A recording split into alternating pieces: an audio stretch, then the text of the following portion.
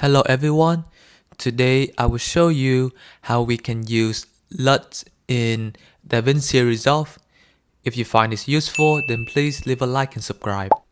So first you need to have DaVinci Resolve open up, and let's say you want to apply a LUT to a video.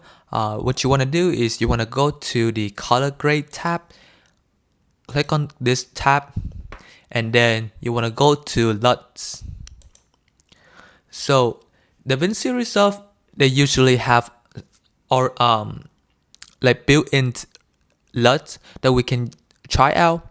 But if you want, you can always add your own LUT. But let's say we want to use a film look LUT to this video. You can hover it to see how it would look. And when you are satisfied with the LUT, you can click on it, and your video will change to the LUT that you apply. And that is how you can apply LUT to your video. Thank you.